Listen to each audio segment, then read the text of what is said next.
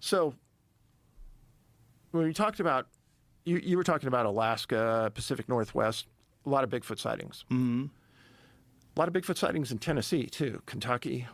And A lot of moonshine in Kentucky, Tennessee, too. Yes. A lot of people smoking crank. yes. So after I was a policeman, I had a master's degree. I worked technology for a while. I had a master's in HR, and I ran HR organizations. Did that for 5, 6, 7 years. I said I had enough and I'm leaving. I had young kids, so I was going to leave with my family and have fun. 2 founders of this company, super rich, come to me and they say, hey, Dave, we got a job for you. At your own space, at your own will, here's the story. When they were younger, they didn't know each other. They grew up in different parts.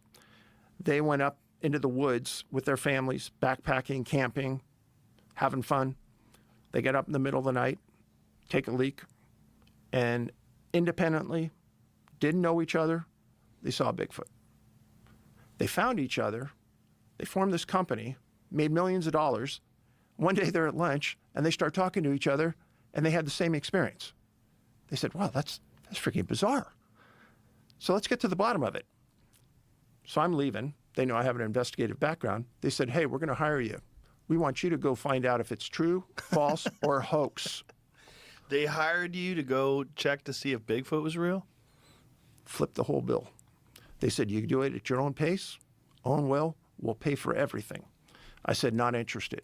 They came back to me like 4 or 5 times. Finally, at the end of a year, my wife is divorcing me. I now have only 50% custody.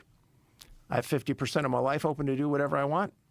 They came at me again. I said, okay, I'm going to shorten it down to from what took 5 years to 5 minutes. Tennessee, Great Smoky Mountain National Park. There was a man there named Scott Carpenter. Scott, rest his soul, has since died, but he took me into an area in the park. And he said, Dave, this is the part where I've had all kinds of evidence. What kind of evidence? Footprints, hair. Hair? Hair. So has he ever had the hair analyzed? Okay. So we start talking about it. How can we get a good sample of hair? So I said, you know, with bear, they take bear samples and DNA samples from bear all the time. Let's try this. Let's take some packaging tape, wrap it inside out on the outside of a tree. Put something at the fork of the tree, some kind of food, whatever, honey, something.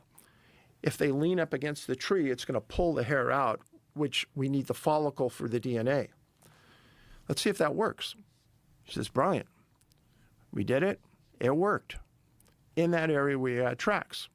Now, just so you know and everyone else knows, there's hair and fiber experts in the world, and they testify in Superior Court all the time. Like out in the lobby, you have all these different kinds of animals. If we took a hair from one animal and gave it to a hair and fiber expert, he could tell you within 2 minutes what animal that came from, because every hair looks different. So we took those hairs, went to a hair and fiber expert, and they said, well, where'd you get that? And I go, what do you mean? We've never seen that hair before. It's not classified. It doesn't exist. Okay, so that means we're on to something. So then I took... Does it have follicle? Can they do a DNA on it, or is it just hair? They did. Okay. It did. So I called I was living in California at the time. I called the University of California, Davis, the biggest animal lab in the world. And they said, what do you got? And I explained it. They said, Bigfoot, we're not touching it. We don't want anything to do with it.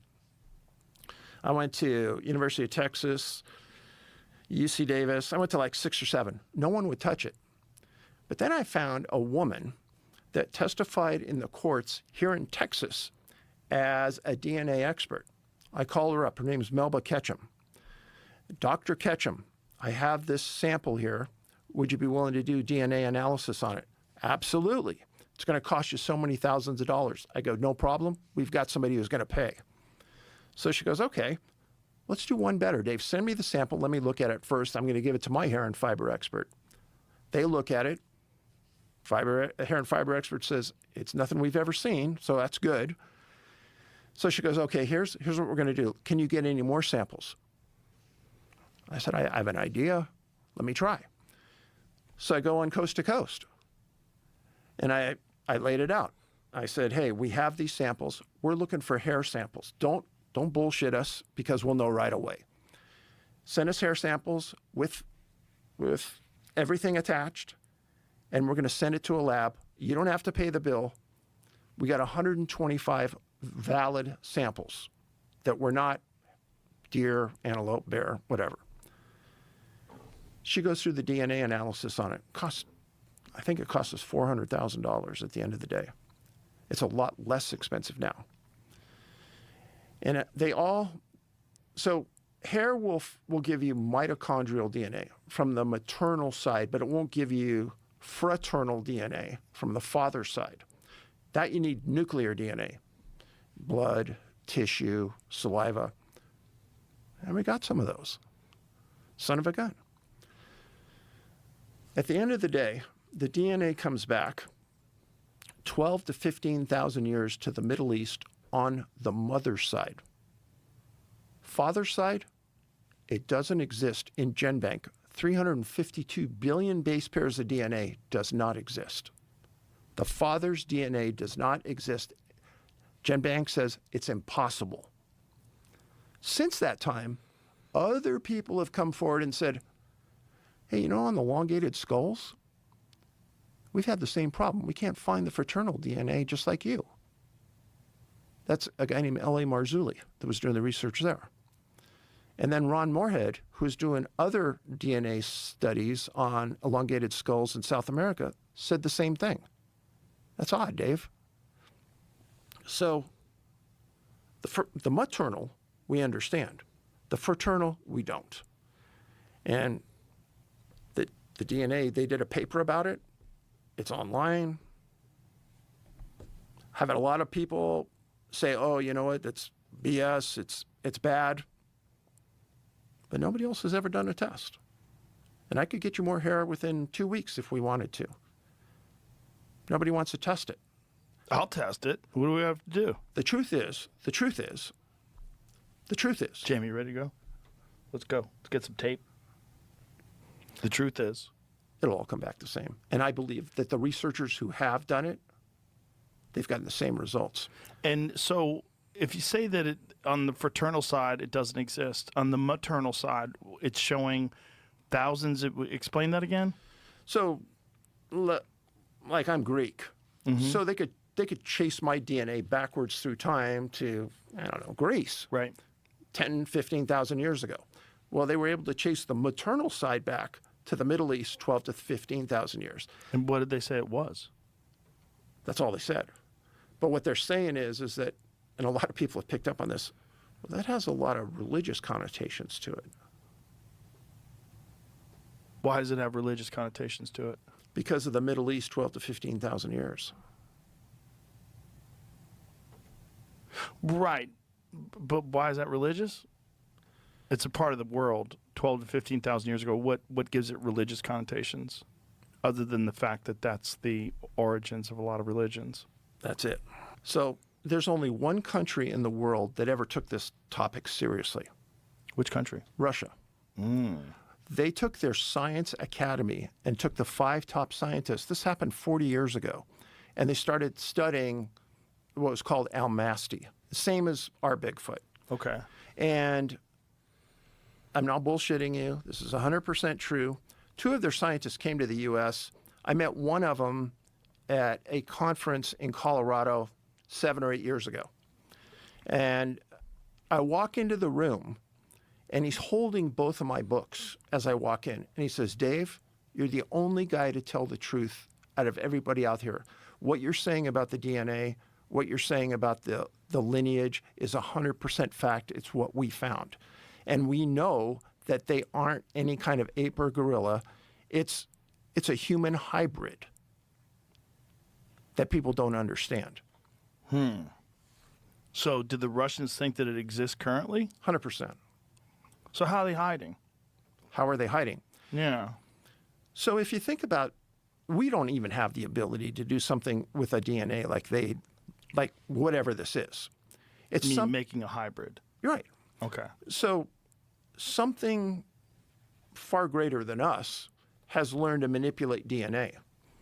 And if you think that Bigfoot is interdimensional, then wherever that came from probably makes a whole lot more sense scientifically than something organically made here.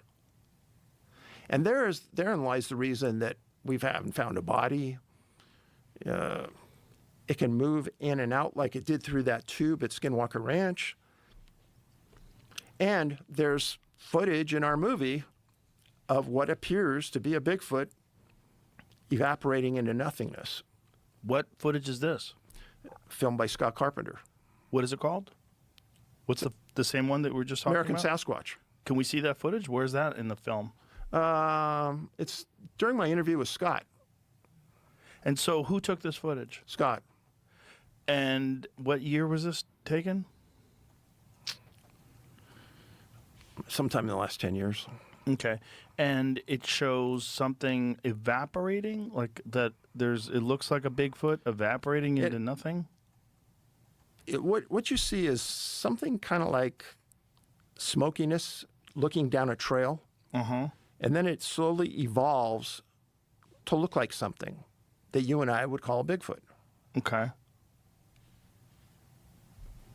So what you're saying is that we're not dealing with a standard biological organism.